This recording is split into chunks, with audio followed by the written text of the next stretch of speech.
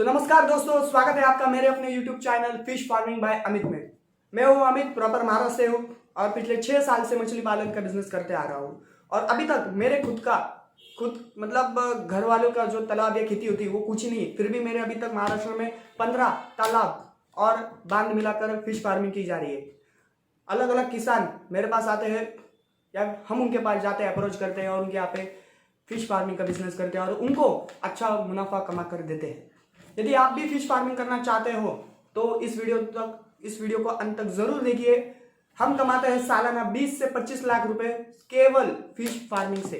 तो यदि आप मछली पालन करना चाहते हो तो इस वीडियो तक को अंत तक जरूर देखिएगा, क्योंकि इसमें आपके हर सवालों के जवाब आपको मैं दूंगा। यानी कि यदि आप मछली पालन करना चाहते हो तो आपको जगह, तालाब, कौन सी मछली का पालन करें, तालाब का सिलेक्शन कैसे करें, वाटर क्वालिटीज क्या होना चाहिए, सॉइल क्वालिटी यानी कि मिट्टी की क्वालिटी क्या होनी चाहिए, यदि आपके तालाब में पेपर है तो उसमें कौन सी मछलियां उपयुक्त होगी मछली पालन करने के लिए, आपको सरकार की कौन सी सुविधा है जिससे आपको सब्सिडी मिलेगी, आपको आर्थिक सहाय मिलेगा, मछली पालन के करते समय कौन सी चीजों का ख्याल रखना चाहिए जिससे कि मछलियां बीमार ना गिरे, वह पानी को फिल्टर कैसे करते हैं, मछली पानी में जो अमोनिया क्रिएट होता है उसको कैसे कंट्रोल में रखे, इन सारी चीजों के जवाब मैं आपको इस वीडियो में दूंगा। इस वीडियो में मैं आपको केवल कुछ मछलियों की प्रजाति के बारे में बताऊंगा, जैसे कि आप 1 रुपए का सीड लेकर उसको 100 रुपए में किस तरीके से बेच सकते हो, या फिर 5 रुपए का सीड लेकर उसको 1 साल बढ़ाने के बाद 250 से 300 रुपए पर केजी के हिसाब से कैसे बेच सकते हो, इन सारी चीजों की जानकारी मैं बस आपको इस वीडियो में दूंगा। तो दोस्तों, सवाल पहला कि क्या आप मछली पालन कर सकते हो? हाँ, आप मछली पालन कर सकते हो। यदि आपकी खुद की जमीन नहीं है, आप किसान को अप्रोच कर सकते हो जिसका तालाब है। आप उनको अप्रोच कर सकते हो कि उनको आप एनुअली रेंट यानी कि वार्षिक दर उनको फिक्स करा के दे सकते हो कि भाई मैं आपको इतना रेंट देता हूँ कि आपकी जगह मुझको लीज पे दो, यानी कि भाड़े पे दो, उसमें आप कर सकते हो। यदि आपके पास वक्त नहीं है तो केवल आप 2 से 3 हज़ार में आदमी मिलता है, उसको आप मछली पालन का जो आपका लोकेशन होगा वहाँ पे आप उसको रख सकते हो। यानी कि वो उसका काम है कि मछलियों को सिर्फ खाना देना और ध्यान देना कि मछलियों की पोजीशन अब नॉर्मल है या नहीं है। केवल दिन में से 1 घंटा काफी है। सवाल नंबर 2, आपको कितनी जगह की आवश्यकता है और जगह कहाँ से आप ले सकते हैं? तो जगह की आवश्यकता दोस्तों, आपका जितना बड़ा पॉन्ड होगा आप उतनी ज्यादा क्वांटिटी डाल सकते हो। यदि आप मछली पालन सच में कर रहे होगे तो एक बात का ध्यान रखना कि कभी भी जिससे भी मछलियां खरीदोगे उसके झांसे में फंसना मत। हमने जब पहले बार किया था तब हम पहले बार झांसे में फंसे थे कि हमने सिर्फ आधे एकड़ के तालाब में 30,000 यानी कि 30,000 मछलियों का पालन किया था, जो कि पूरी तरह से गलत था। आधे एकड़ में सिर्फ 6,000 मछलियों का पालन करना चाहिए। आप ज्यादा से ज्यादा 8,000 का स्टॉकिंग कर सकते हो, क्योंकि उसमें 90% मोर्टेलिटी रेट होता है, तो 80% आपकी मछलियां तो भी बचती है। क्योंकि मछलियां अभी छोटी है तो आप उसमें 1 लाख भी डाल सकते हो, बट बड़ी होने पर वो पॉन्ड में उतना स्पेस नहीं बचता है। तो आपको मछलियां कम ही डालने की, जो बड़ी होगी तो उनको खेलता हुआ एटमोस्फियर चाहिए तालाब में, क्योंकि मछलियां जितनी ज्यादा खुश होती है उतना ज्यादा खाती है और आपका कल्चर उतना बढ़िया होगा। तो इसके बाद तीसरा सवाल, कौन सी मछली का आप पालन कर सकते हो? तो नॉर्मली मछली पालन करते हो तो 70% किसान आईएमसी फिश का फार्मिंग करते हैं, यानी कि इंडियन मेजर का, यानी कि कतला, राहू और कोमड़ा या फिर मुर्गल। कोमड़ा कॉमन कार्प में आता है, यानी कि सिल्वर कार्प, ग्रास कार्प और कॉमन कार्प। आप इनको 2 हिस्सों में बांट सकते हो। तो दोस्तों, आईएमसी में होता कैसा है कि आईएमसी सबसे फायदेमंद और कम इन्वेस्टमेंट में आप मछली पालन कर सकते हो। इसका बीज आपको 40 पैसे से 1 रुपया तक मिल जाता है। आप अपने तालाब में 3 टाइप की मछली एक साथ मिक्स कर सकते हो, क्योंकि इसमें आपका फायदा ज्यादा है। यानी कि देखिए, अगर ये आपका तालाब है, राइट, तो इस तालाब की अगर डेप्थ 10 फीट है या फिर 6 फीट है तो आप 3 मछलियों का पालन कर सकते हैं, यानी कि कतला, राहू और कोमड़ा, यानी कि कॉमन कार्प या फिर मुर्गल। इसका फायदा ऐसे है कि आपका पूरा टैंक यूटिलाइज किया जाता है। यदि आप सिर्फ कतला का पालन करोगे तो वो सिर्फ इतना ही स्पेस यूटिलाइज करेगा, तो बचा हुआ स्पेस आपका वेस्ट जाता है। तो इन सिंपल वे आप अगर 3 मछलियों का एक साथ पालन करोगे, यानी कि कतला जो कि टॉप पोजीशन पे होता है, राहू जो मिडल में रहता है और कॉमन कार्प या फिर मुर्गल जो पानी के बॉटम में रहता है, इन तीनों का आप अगर पालन करोगे तो आपको इतनी क्वांटिटी में ज्यादा से ज्यादा आउटपुट मिल सकता है। और अभी सवाल आता है कि आप ये खरीदे कहाँ से। तो आप हर शहर में, हर जिले में आपको सरकार का अपना एक सेक्टर होता है जहाँ से वो फिश सीड का सेलिंग करते हैं, फिश के बीज का सेलिंग करते हैं, या फिर आप आपके कई सारे प्राइवेट जगह से भी खरीद सकते हैं। और आप अगर सोच रहे हो कि सब्सिडी कहाँ से ले, इस पे कोई गवर्नमेंट का आर्थिक सहायता करती है गवर्नमेंट, तो आप इसमें आपके पशु विभाग में भी जा सकते हैं, कि फिशरी डिपार्टमेंट होता है गवर्नमेंट का, वहां पर आप जाके इस बारे में इंक्वायरी कर सकते हैं, जिसका मेरे हिसाब से 50% फंडिंग गवर्नमेंट, सेंट्रल गवर्नमेंट करता है और 25% यानी कि 25% राज्य सरकार देता है। तो इसमें आपको 75% आर्थिक सहायता सरकार की तरफ से होता है। सो इसका अगर आप उस अधिकारी से मिलते हो तो आपको इसको बारे में ज्यादा से ज्यादा जानकारी मिल जाएगा। पॉन्ड प्रिपरेशन में आपको करना क्या है, आपको बस पॉन्ड प्रिपरेशन यानी कि पानी को मछलियों के रहने लायक बनाना है। आपको पानी में चूना छिड़कना है, गोबर छिड़कना है, इन चीजों का इस्तेमाल करना है। इससे होता क्या है कि पानी में जो बैक्टीरिया, खेकड़े या फिर कोई जंगली मछलियां है, इनका नाश हो जाता है। यदि आप आपका सीड डालते हो तो जंगली मछलियां, बेडूक, सांप, ये आपके मछलियों को खा जाते हैं या फिर उनका सीड खा जाते हैं। तो फिश डालने के पहले एक तो आप पानी में करंट छोड़ के उनको मार सकते हो, या फिर ऑयल लैम्पिंग का भी इस्तेमाल कर सकते हो कि आप 5 लीटर निरमा के पानी में थोड़ा ऑयल मिक्स करके उसको तालाब में चिपक दे, कि जब वो जो बेडूक है वो ऊपर आएगा तो उसको सांस लेने में तकलीफ है और गुद मर के मर जाए और पानी के साइड में आकर उतर जाए। या फिर सिंपल वे आप पानी में चूना का छिड़काव कर सकते हो। आपको चूना का छिड़काव करना है तो आप सिर्फ चूना ऐसे फेंकना नहीं, तो आपको एक कैन लेना है। यदि आपका तालाब आधा एकड़ का है तो आधा एकड़ में आप इसको 50 किलो की मात्रा इस्तेमाल कर सकते हो। 1 हेक्टर में आपको 250 किलो चूना की जरूरत पड़ेगी।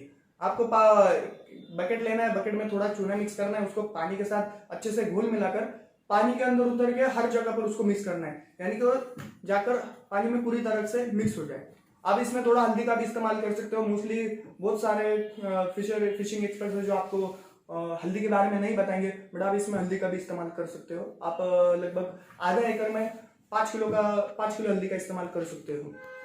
तो पॉन्ड प्रिपरेशन के बाद इसमें अभी तक हमने गोबर और जो नेचुरल सोर्स है इस बारे में बात नहीं किया है, ये आपको बाद में करना है। कई बार क्या होता है, आप चूना के साथ ही गोबर भी मिक्स कर रहे हो, तो आपको ये चीजें करनी नहीं है। आपको इसको एक हफ्ता जाने के बाद आपको गोबर, सिंगल सुपर फॉस्फेट और यूरिया, इनका सही मिश्रण बनाकर एक 200 लीटर का जो अपना बैरल होता है ना, उस ड्रम में मिक्स करना है। आपको मिक्स करके उसको हिलाते रहना है, उसको 3 से 4 दिन सड़ाना है।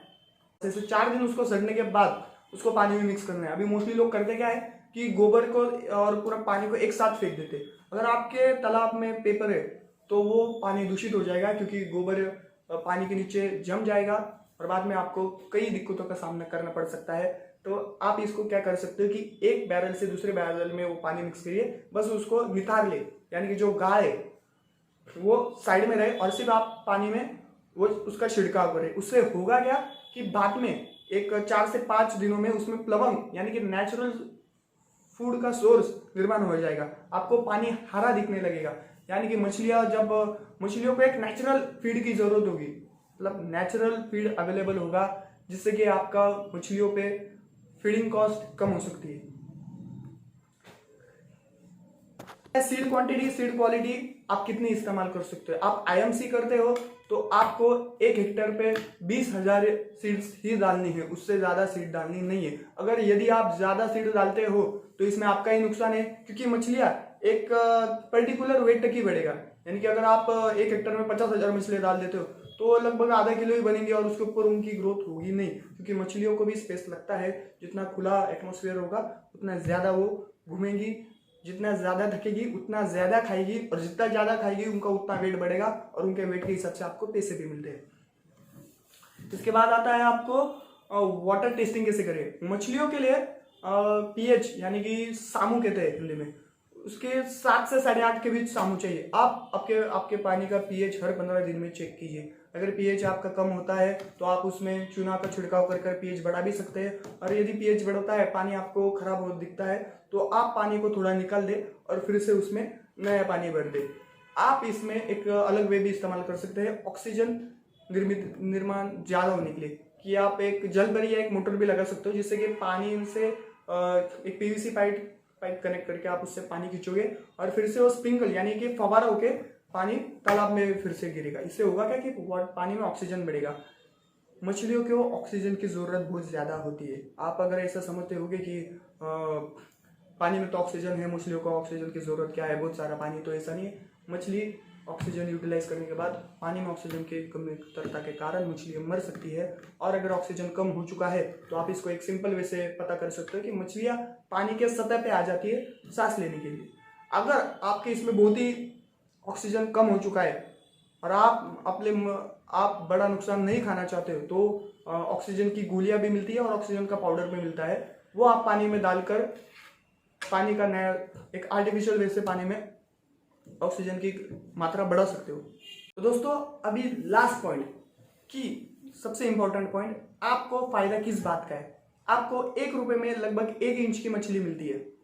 1 इंच की मछली जब आप पानी में डालते हो, आप अगर उसको कंपनी का फीड देते हो, मेरा पर्सनल कहना है कि आप स्टार्टिंग के 2 से 3 महीने कंपनी का तरंगता हुआ तैरता फूड इस्तेमाल करें, क्योंकि उसमें हाई प्रोटीन्स होता है। हाई प्रोटीन से जो छोटी मछली है उनको बढ़ने के लिए ग्रोथ बहुत फास्ट होती है। एक बार वो एक बढ़ जाए तो आप नेचुरल सोर्स इस्तेमाल कर सकते हैं। मछलियां बढ़ने के बाद उनको नेचुरल सोर्स कैसे दे, शेंगदाना पेंट, भात की कणी कुंडी, पैलेटेड सीड, इसको आप अच्छी तरह से मिक्स कर ले और मिक्स करने के बाद इसको मछलियों का जो वेट रेशियो है उसके 3 से 5% आपको पानी में उसका इस्तेमाल करना है। यानी कि इससे भी आपका पानी में लवण निर्माण हो सकता है जो कि मछलियाँ खाएगी। तो इससे आपका जो कंपनी का फीड है उस पर खर्चा आपका बहुत प्रतिशत बच जाता है।